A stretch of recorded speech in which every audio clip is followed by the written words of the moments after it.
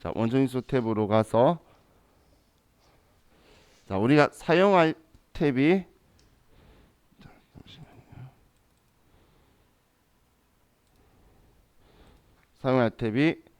사원 등록이라는 탭에서 우리 직원들에 대한 정보도 쓰고 그리고 이 사람의 세금 사항이라든지 아니면 가족 사항이라든지 이렇게 해서 우리 오늘 공부했던 방금 이야기했던 부양가족 명세라든지 그런 걸 여기에서 정보를 쓸 거고, 그리고 우리 금요일날 제가 근로소득에 대해서 이야기를 좀 많이 했었었죠.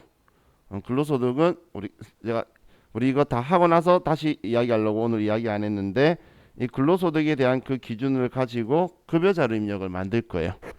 그러면 이 급여자료 입력에서 우리가 또 하게 될 거고, 또 원천징수 이행사항신고서는 작성하라고 나오긴 하는데 사실 작성하는 거 아니에요. 왜냐하면 시험 문제 나오는 건 입력해둔 거 열기만 하면 불러와져요. 그래서 직접 쓰라고 하는 형태의 문제는 나온 적이 세무이금에 단 한 번도 없기 때문에 문제 사용은 하지만 내가 작성용은 아니다고 생각하시면 되고, 연말정산 추가자료 입력이라고 있는 거 있죠. 이게 이제 우리 12월 매년 2월 달에 근로소득자들 연말정산하는 거에 대한 내용을 볼 거예요. 우리가 쓸 메뉴는 이 4개만 있다라고 보시면 돼요. 그럼 이 중에서 지금 우리가 하려고 하는 게 사원 등록이란 메뉴예요. 자, 그럼 사원 등록 메뉴를 일단 커서가 들어가기 위해서는 사람 한 명 정도는 여기까지는 써야 되기 때문에 지금 우리 교재 보면 김상곤이라는 이름 있죠. 그럼 김상곤 씨의 지금 적혀 있는 정보 중에 101번 김상곤, 이 사람의 주민등록번호가 아래 적혀 있죠. 이것만 이용을 해서 컴퓨터에 입력하도록 할게요. 자, 그럼 이 3개만 여기 프로그램에 4번 101번 김상곤 78091716885547, 자 이렇게만 쓰면, 쓴 이유가 지금 현재 먼저 쓴 게 이래야 커서가 들어가잖아. 그래서 메뉴 좀 보려고 하는 거예요. 자, 메뉴 설명 드릴게요.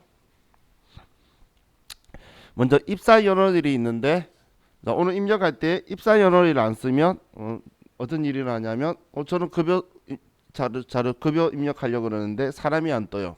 입사 안 시켜서 그래요. 입사한 월부터 급여 자료 입력에 사람이 뜰 거예요.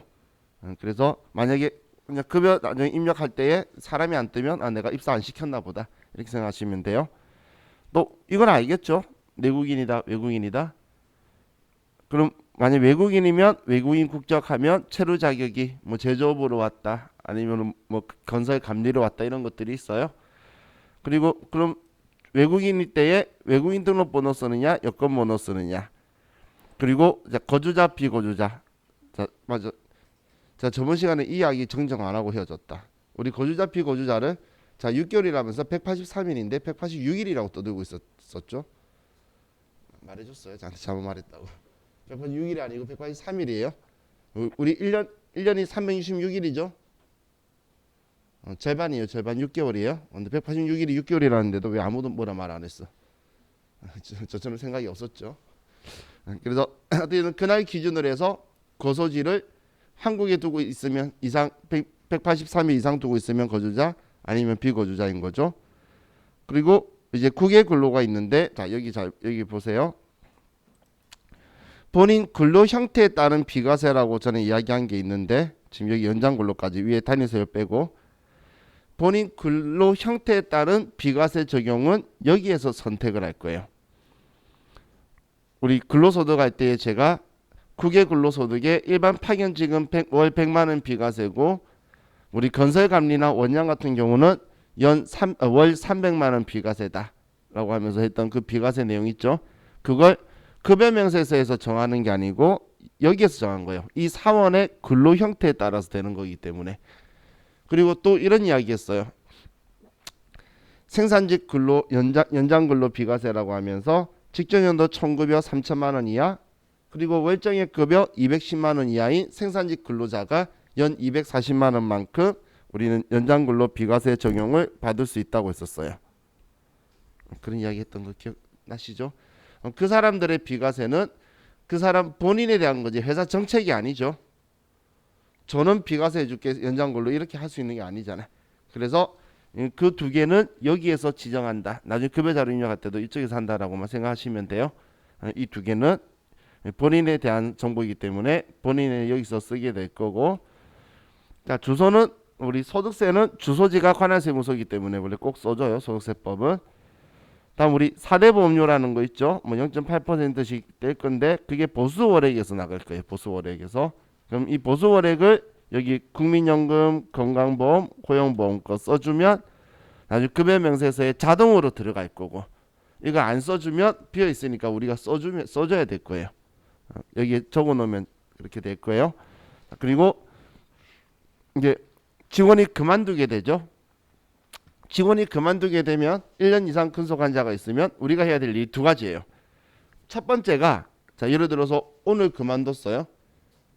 그럼 지금 11월 달인데 11월 달 월급 받을 때까지 10월 달 그 월급까지 원천인수 당했겠죠.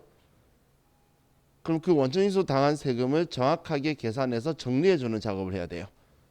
중도태자 근로소득 정리하는 게 중도태자 정산하는 거하고 근로소득 정산이랑, 그리고 퇴직금을 준다면 퇴직소득에 대해서 정리를 해줘야 되겠죠. 원천인수에서 지급해줘야 된다는 거예요. 그럼 그걸 하려고 그러면 제일 첫 번째 작업이 여기에 퇴사 연월일을 써야 컴퓨터가 이 사람이 그만둔 사람인 줄 알고 이제 근로소득 마지막 월급 지급할 때 소득세 정산시켜서 이 사람이 내야 되는 게 아니었으면 다 돌려주거나 더 내야 되면 더 받는 행동을 정리를 해버릴 거라는 거예요. 이때. 그래서 이때 기준으로 하기 때문에 그만뒀으면 제일 처음 할게 퇴사연월일 쓸 거예요. 그럼 그냥 시작과 끝은 사원 등록이다라고 생각하면 되겠죠. 시작도 여기, 끝도 여기. 자, 다음 이 사람에 대해서 간이세액표라는 게 있는데, 자 보세요. 자, 여러분들 그냥 컴퓨터 켜서 홈택스 들어가 보신 적 있나요? 홈택스 한번 들어가 보시면 국세청 홈택스 있죠. 이 검색해 보면 여기에 간이세액표라고 쓰면 여기에 근로소득자의 간이세액표가 있는데 매년 간이세액표는 고시가 돼요. 근데 여기에서 예를 들어서 저의 월급이 400만 원이라고 볼게요. 그럼 400만 원이면 그냥 이렇게 나 혼자 있다라고 했을 때 400만 원이면 원천징수를 21만 960원을 소득세를 하라고 이렇게 정해지는 거예요. 근데 이 소득세가 그 박근혜 아줌마 있죠? 그 아주머니가 대통령 되기 전에 노무현 아저씨하고 이명박 아저씨는 원천징수를 많이 해서 연말정산 때 많이 돌려주자라고 했는데 그 박근혜 아줌마는 참 잘한 게 작게 받고 작게 돌려주자라고 한 거예요. 그 부분은 참 저는 개인적으로 잘했다고 생각을 해요. 근데 문제는 국민들이 그걸 못 느꼈던 이유가 그렇게 시행했을 때 건강보험료하고 국민연금이 올라 버렸어요. 그럼 월급 받는 사람 입장에서는 떼이는 돈은 똑같은 느낌이니까 소득세가 주는지 몰랐던 거예요. 근데 줄이고 나니까 그때 그래서 박근혜 정부가 처음 이제 정리하고 나서 세금했을 때에 연말정산하니까 세금 내야 된다고 사람들 울고불고 난리 났었어요. 작게 뜯겼으니까 내야 되는 걸로 바뀌었을 건데, 근데 그때 그래서 그렇게 되면 조정할 수 있게 해줬어요. 플러스 마이너스 20%를. 간이세액표는 주는데 간이세액표에서 내가 항상 매년 내야 되면은 부담스러우니까 미리 좀 모아두게 120%로 할래.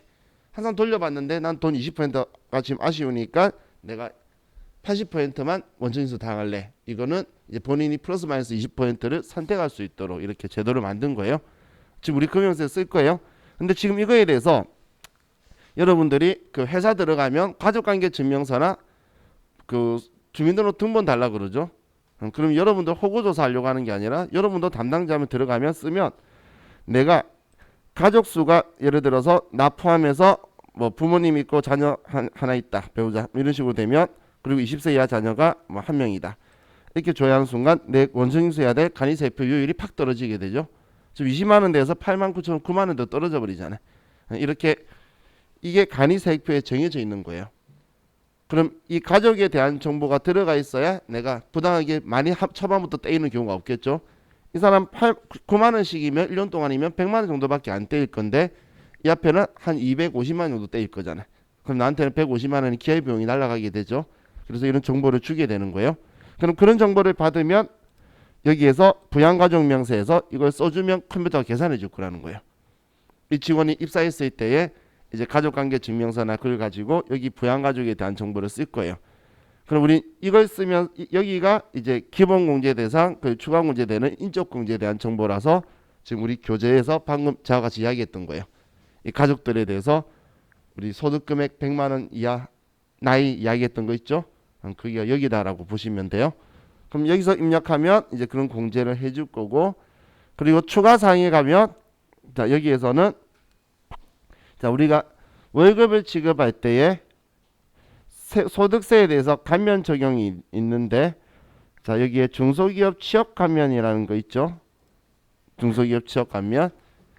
자 이런 중소기업 취업 감면이라든지 아니면 그 경력 단절 여성 뭐 취업 감면이라든지 이런 것들이 있어요. 그럼 그 취업 감면했다 했을 때에 지금 감면은 소득세 이야기하고 있죠.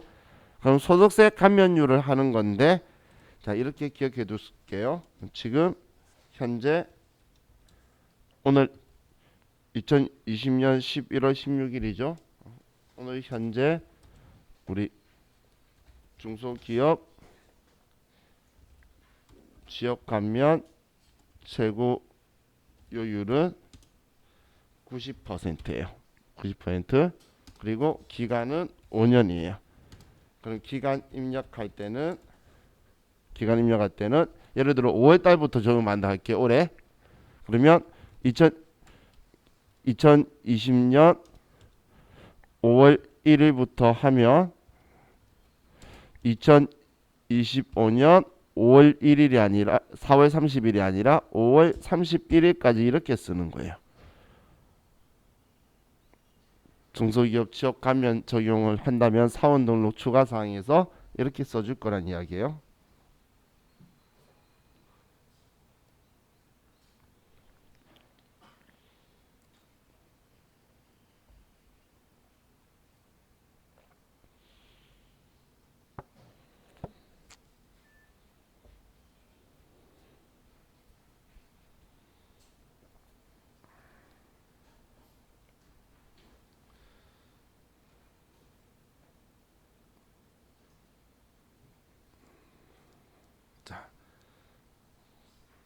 다음 그거 받으면 여기에다 이렇게 쓴다는 이야기예요. 여라고 하고 감면 기간 2020년 5월 1일부터 2025년 5월 31일 4월 31일이 아니고 특이하게 쓰기 때문에 제가 기간까지 써준 거예요. 우리 5년이라 그러면 4월 30일까지 쓰잖아요. 근데 이렇게 쓰고 최대 90%고 매월 급여 입력해서 감면 받을 거냐 연말 때 한 번에 받을 거냐 이건 알려줄 거니까 이런 식으로 써줄 거란 이야기예요. 감면 받으면 감면 있다면 여기에서 써주는 거예요. 쓰고 급여자로 갈 거예요. 또 방금 소득세 플러스 마이너스 20% 적용하는 거 있죠. 간이세액표 그것도 여기에서 적용하는 거예요. 여기서 100%다 80%다 120%다 있죠. 여기서 적용해 놓고 급여자로 입력해야지 얘가 바로 들어가지 아니면 거기서 다시 재계산을 해야 될 거예요. 그리고 나중에 우리 급여자로 입력해서 학자금 상환이라는 게 있는데 회사가 지원해주는 학자금에 대해서는 서로 쌍방에 좀 혜택이 있어요. 직원이 학자금이 들어갔다는 거는 직원이든 직원 가족이든 국가를 위해서 뭔가 지식도를 높이는 거죠. 그럼 그에 대해 지원해주는 건 국가 입장에서는 회사한테도 지원해줘라고 장려해야 될 거고 직원들도 그걸 좀 편하게 좋게 이용해야 되기 때문에 그에 대한 부분인데 급여명세서에 이게 나오게 하려고 그러면 여기에서 할 거예요. 급여명세서에서 하게 되면 지금 나중에 다시 제가 급여명세서 이야기해 드릴게요. 이 항목은 여기서 체크해야 들어온다. 이렇게 자 이게 지금 우리 사원 등록에서 사용하는 부분이다라고 보시면 돼요. 얘 다시 풀라고 해둘게요. 여라고 해두면 나중에 이 사람 입력할 때 이 사람만 감면율이 떠요. 풀라고 다시 해놓으시고 자 그럼 이제 이거 보고 저와 같이 이제 입력을 해볼 거예요. 입력하는 건 뭐 그렇게 별로 안 어려워요. 판정하는 게 문제지. 자 그럼 이제 교재 482페이지를 죄송해요. 보니까 벌써 55분이네. 자, 이제 우리 쉬었다가 그럼 이 사람들 다 입력하고 시험 문제 어떻게 나오는지 또 바로 보도록 할게요. 쉬었다 합시다.